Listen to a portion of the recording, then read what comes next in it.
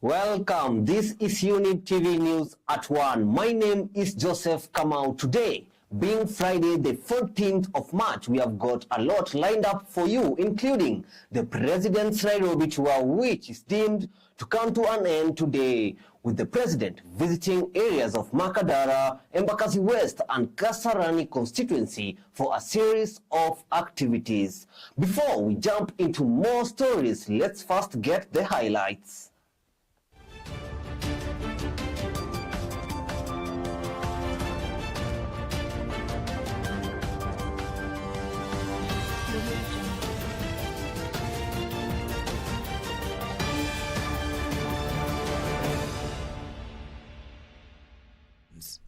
Kila mwananchi apatiwe nini? Kitambulisho. Na mimi nataka nitangaze nikiwa hapa Kavira leo ya kwamba kitambulisho ipatianwe bila malipo yoyote.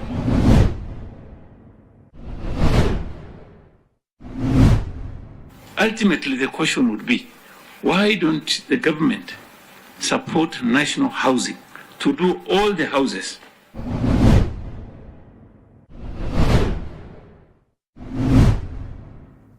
The teachers here will also agree with me that educating a hungry child is a challenging task. A well-fed child is more attentive. See why it is looming?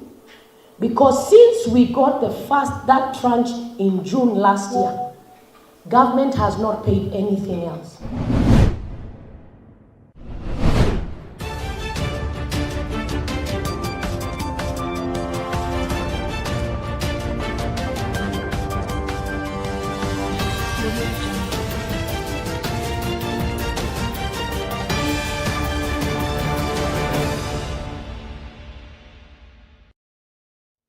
Now, all Kenyans registering for national identity cards for the first time should not be charged, as per a directive from President William Ruto. On the fourth day of his development tour of Nairobi County, the President announced that the instruction will eliminate prejudice in the issuance of the crucial document. During his visit of the Langata and Kibra constituency, the head of state declared that he is prepared to collaborate with leaders from all political parties in order to put an end to political rivalry and divisions in the nation. Kila mwananchi apatiwe nini? Kitambulisho. Na mimi nataka nitangaze nikiwa hapa Kibra leo ya kwamba kitambulisho ipatianwe bila malipo yoyote. Kila mtu apatiwe kitambulisho bila malipo na kwa mpango ambayo haina ubaguzi kwa Wakenya. Mimi na Mheshimiwa Raila Odinga tumekubaliana. Tumesema ya kwamba hakuna jamii ambayo imeweka application kuwa wageni hapa Kenya. Hakuna jamii ambayo ni wakimbizi katika taifa letu. Hakuna jamii ambaye ni wageni katika taifa letu la Kenya. Jamii zote zilizoko Kenya ziko Kenya kwa mapenzi ya Mungu. Sisi tuko nyuma yenu kuunganisha Kenya. Nairobi hatujui mambo ya ukabila. Shida ya Mkikuyu ni sawa na shida ya Mjaluo, ni sawa na shida ya Mkisii, ya Msomali, ya Mnubi. We will remain united behind you and Baba Raila Amolo Odinga. Sisi kama wanachama ODM tuko nyuma yako na tutatembea na wewe hadi tuende mahali tunafika. Ukitembea na Raila Amolo Odinga, sisi ni wafuasi wa Odinga, sisi ni wafuasi wako. Now, into politics, the political pact between ODM leader Raila Odinga and President William Ruto has received yet another boost from Mau Mau veterans. This came after the former premier held a meeting with the veteran in Nairobi. Odinga stated that the veterans had raised a number of grievances which he promised the government would address. Wakasema mambo ya ufisadi na hujuma ya mali ya umma vile vile iko juu. Kisha akasema hali ya usalama vile vile kuna changamoto. Kuna vijana wengine hata kina mama wanatekwa nyara na majambazi, wanazuiliwa mahali ambayo watu hawajui, wengine wanawawa. Hali kama hiyo inaleta tatizo mingi zaidi, inaleta hali ya hofu katika taifa la Kenya. Wakasema wanataka yale mambo yote yatatizwe. Nchi yetu iwe moja, wapendane watu wa Kenya, wasaidiane watu wa Kenya, kwa sababu umuhimu wa vita vya Mau Mau ulikuwa kuifanya Kenya siku moja iwe kama makabila mengine, kama USA, kama UK, kama Germany, kwa sababu tunaweza. Na sisi tunaamini mmoja wa wale wanaoweza kufikisha nchi yetu umbali huo ni Raila Amolo Odinga. Now, in place of private developers, the Senate Committee on National Cohesion and Equal Opportunity now prefers that the National Housing Corporation handle the majority of the affordable housing project implementations. While interacting with the corporation, the committee noticed that private developers who were given contracts to build the homes were selling them for twice the going rate, even though they were receiving government tax breaks. At least 22 billion shillings that were intended to be taken from the housing levy had not yet been used, according to the National Housing Corporation. Ultimately, the question would be, why don't the government support national housing to do all the houses, or most of it, so that the benefit goes to the people of Kenya, in terms of this organization, which is a government institution, doing this kind of houses. So you need to tell us, where are you placed? Because we passed this law, and what we are seeing, what we passed this law for, we are not seeing it helping Kenyans. So just tell us when you come back again, because so that we can, from there now we will know how much money did you receive for affordable housing. What levies do you receive? You are also getting some rental income, if I'm not wrong, because there is some service charges I'm seeing here. Tell us how much you are receiving from your rental income, of course, minus expenditures. Now, the First Lady, Rachel Ruto, has advocated for increased financing for the nation's school food initiatives. The First Lady urged leaders, organizations, and stakeholders to fund such initiatives, saying that doing so will guarantee the retention of needy pupils in schools. She said this at Testai Primary School in Nakuru County during the launch of the National School Milk Program's pilot phase. The government aims to guarantee that 10 million children have access to a healthy meal by 2030, are to be supported by the First Lady's Feed, One and Hunger project. The teachers here will also agree with me that educating a hungry child is a challenging task.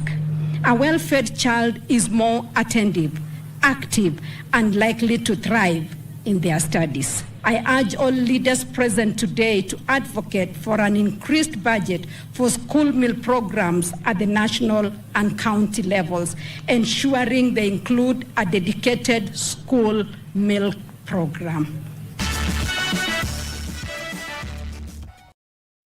Now let's shift gears to matters education. In order to execute the competency-based curriculum CBC and assist students in selecting career choices, 76,765 teachers have been hired by the Teachers Service Commission (TAC) and assigned to junior schools. Additionally, the Commission has urged for teachers who are having difficulty teaching certain courses to be upskilled. Cabinet Secretary for Education Julius Ogamba stressed the importance of cooperation between educators, parents and students as they select their career paths during a county dialogue on education reforms where guidelines for the transfer of grade 9 students to senior schools were introduced. And posted to junior schools that there are certain subjects or learning areas that require a combination of efforts of different teachers, not what they were just trained on. And one that they have specifically identified is creative arts and sports. With the grade 9 learners expected to transit to senior secondary school, the Cabinet Secretary for Education to collaborate in career. Meets her. You'll find that choices, when students come to career choices, you'll find that somebody has done a degree or something, and then they say, this was done for my parents. Now, this curriculum-based education is establishing clear paths. Education commits to do the following. We'll continue strengthening the teacher workforce, particularly in the STEM and technical subjects, to ensure that every learner gets the attention they deserve. We will work with stakeholders, including the NGCDF and development partners, to expand classroom capacity, build laboratories, and enhance ICT integration in schools. Now, the Kenyan government's failure to fulfill its co-financing commitment to Gavi, the Vaccine Alliance, poses a serious threat to its childhood vaccination initiative. For Kenya to guarantee timely vaccine procurement, 1.25 billion shillings must be paid by June 28th deadline. Delays until the 30th of June may lead to shortages of vaccine, requiring the nation to rely on diminishing supplies and endangering youngsters from avoidable illnesses. It is looming because since we got that tranche in June last year, government has not paid anything else. As a country.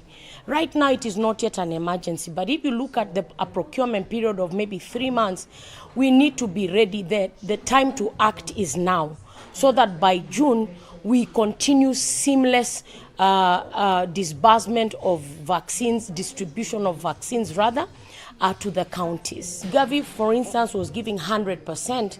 With the co-financing, the expectation is that they'll begin at 80%, we give 20%, they go to 70%, we give 30%, they go down right to the point that they give 0%, and we put 100%. Now, let's shift focus into sports. Now, since the Kiregiti Stadium in Kiambu County has been approved to serve as one of Chan's training sites in August of this year, the government has made its completion a top priority. The county will construct a 5-star hotel close to the facility. This is according to Kiambu Governor Kimani Wamatangi. To access the development and speak with the Kiambu County administration, a government delegation headed by CS Sports Salim Vuria and Sports PS Peter Tum paid a visit to the stadium. The playing surface has not been touched because the contractor had ceased construction, but the major installations such as the terrains, the VIP lounge, changing rooms, and the canopy have been completed. Here is the report.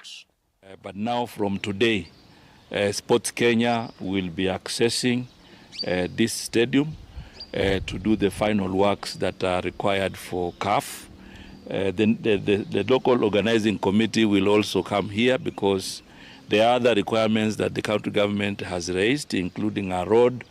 That we also fast track some of the other facilities, other sports, where we could have swimming, where we'll have some of our young people who play volleyball, others who also play other games like tennis, and also definitely our athletes.